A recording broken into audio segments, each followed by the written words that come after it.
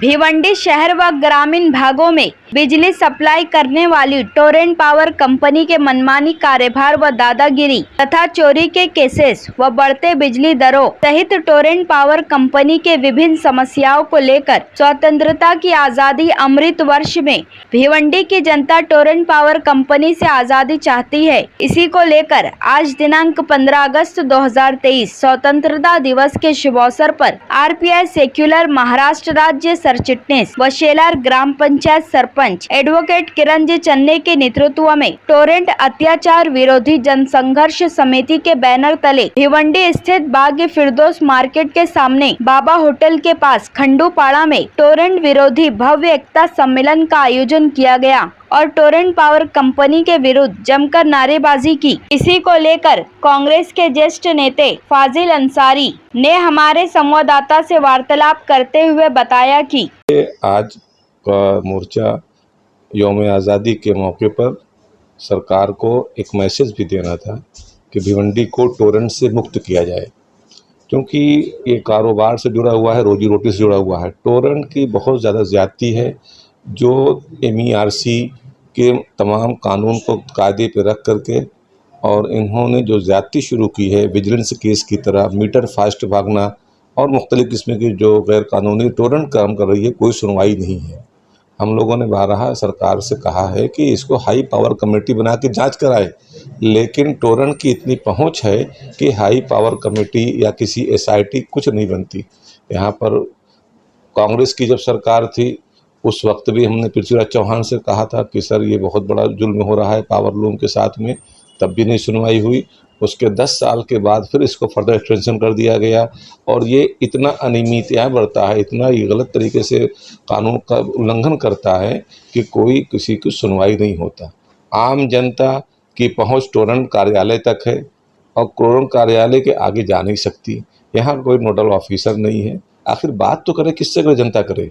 इसलिए हम लोगों ने एक निश्चय किया कि एक जन विरोधी जो है तो टोरेंट के खिलाफ एक माहौल खड़ा किया गया, ताकि इस प्लेटफॉर्म से जनता के हित की, जनता को न्याय दिलाने का काम किया जाए।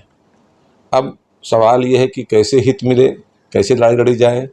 आप लोगों ने देखा कि शहर के अंदर मुख्तलिफ तंजीमें, मुख्तलिफ अगाड़ी सब काम करना शुरू कर दी हैं। हम चाहते हैं कि सारे लोग लड़ाई लड़ें, लेकिन नेक नियति के साथ, ताकि यहाँ की जनता को न्याय मिल सके। जनता बहुत परेशान है, लोगों ने अपने अपने गहने बेच दिए। पावर लूम सेक्टर दम तोड़ चुका है। भिवंडी पावर लूम मैनचेस्टर का रहने वाला लूम निकल गया, लूम की आवाज़ निकल गई। आखिर भिवंडी को क्या हो गया है? एक टोरेंट जो हिंदुस्तान की सबसे महंगी पावर सप्लाई कर रही है, उस पर ज़ेर गौर क्यों नहीं? अगर इन केस टोरेंट के साथ कोई भी जो एग्रीमेंट हुआ है उसमें रेट को लेकर के कोई गलती हुई है सरकार से, सरकार उस पर विवेचना करे, उसको संज्ञान में ले कि हम कौन सी गलती किस तरीके से सुधारा कर सकते हैं। आखिर जनता की बात को सुने, पावर लूम सेक्टर के मालिकान से बैठ के बात करे कि हाँ इस गलती को हम सुधारा कर सकते हैं। उसको बीच आप कॉन्टेक्ट नहीं करते हैं, उसको कहते हैं अमेंडमेंट हो करना है। ये सरकार को करना चाहिए।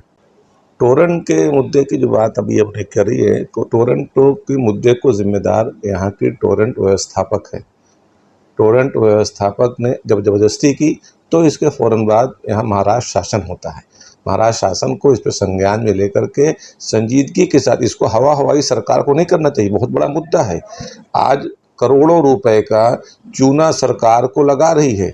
इनके पास न जाने कितने पैसे विजिलेंस केस के लेते हैं, और विजिलेंस केस का कोई रिकॉर्ड महाराष्ट्र सरकार के पास आज तक नहीं है। मेरा सवाल महाराष्ट्र सरकार से सीधा है, अगर विजिलेंस केस करने को अख्तियार आपने टोरेंट को दिया है तो क्या कभी टोरेंट से पूछा गया कि कितनी वसूली आपने की है? ये शायद टोरेंट ने आज तक कभी भी महाराष्ट्र शासन को एक भी पैसे का हिसाब नहीं दिया। आपको मालूम होगा, आपको जानकार के बहुत ही ताज्जुब होगा कि अगर 100 रुपये टोरेंट किसी पर जुर्म लगाती है तो उसको तोड़ पानी करके उसको लाती है 35 रुपये और 40 रुपये तक के। इसका मतलब है कि 100 रुपये जब उसने की तो ज्यादती किया है। आखिर उन्होंने 60-65 रुपये कम किस बुनियाद पर किया? या तो उन्होंने गलत किया या उन्होंने सही किया, एक में से कोई भी चीज़ हो सकती है। हमारे जानकारी में जो है सरकार को ये पैसा ना जाकर के टोरेंट खुद लूट मार करती है। और इसके अतिरिक्त महाराष्ट्र सरकार ने टोरेंट के इंफ्रास्ट्रक्चर को बनाने के लिए करोड़ों रुपए, पहला लाट 180 करोड़ रुपए इनको दिया था कि टोरेंट को इनको जो भी इनका इंफ्रास्ट्रक्चर है सुधारा जाए, लेकिन टोरेंट ने वो काम नहीं किया। मानव अधिकार की तंजीम ने माननीय हाई कोर्ट में एक दाखिल की थी पिटीशन कि यहाँ के power loom LT line HT line आधा मीटर के नीचे है। जब यहाँ पर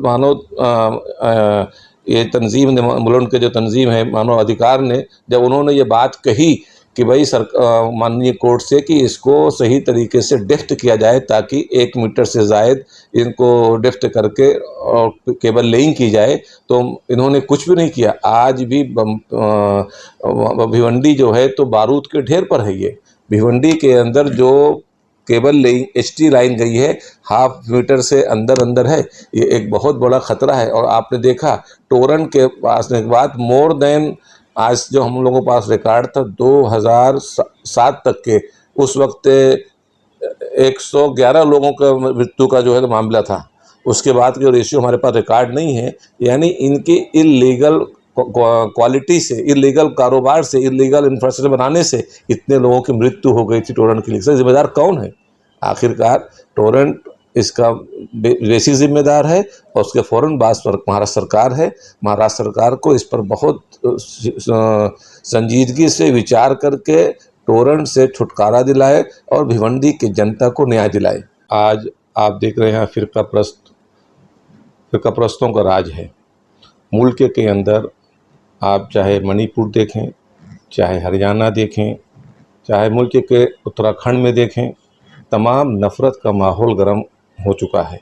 एक ऐसे नफ़रत की राजनीति हो रही है कि छोटी छोटी बातों पर यहाँ पर एक माहौल ख़राब है। आपने देखा पिछले दिन बरेली में एक IPS चौधरी नाम के ऑफिसर को, उसने जो पहले से फिक्स रास्ते से वहाँ से उनको उस रूट से कांवड़ियों को जाना था, उस रूट से कांवड़ियों को ना जा करके वो दूसरे रूट से कांवड़ी जाना चाहते थे। उस IPS अधिकारी ने देखा कि गलत हो रहा है, माहौल ख़राब होगा, तो उनको रोका और जब उसने सही काम किया तो नफरती सरकार ने उनको उठाकर ट्रांसफ़र PAC के अंदर कर दिया। तो आज बहुत ही माहौल, सरकार जब इंसाफ की डगर पे नहीं चलना चाहती है, जिसका जिम्मेदारी है कि एक हक इंसाफ हर समाज के, हर निचला आदमी तक के इंसाफ का काम करना चाहिए, लेकिन ये नहीं हो रहा है।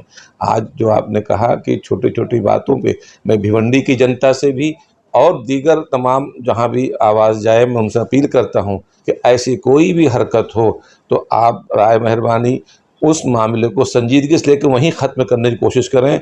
ना तो सोशल मीडिया बढ़ाने की बात करें, ना किसी किस्म नफ़रती बात को, जज्बात को बढ़ाने का काम करें। मुल्क के अंदर एक आज जो है मुल्क के बारूद पर है, इसलिए हम सब की जिम्मेदारी है, हिंदू, मुसलमान, सिख, ईसाई, हर धर्म, हर भाषा, हर समाज, हर क्षेत्र के लोगों की जिम्मेदारी है कि अमन और शांति बनाएं ताकि नफ़रती सरकार को मौका ना मिले।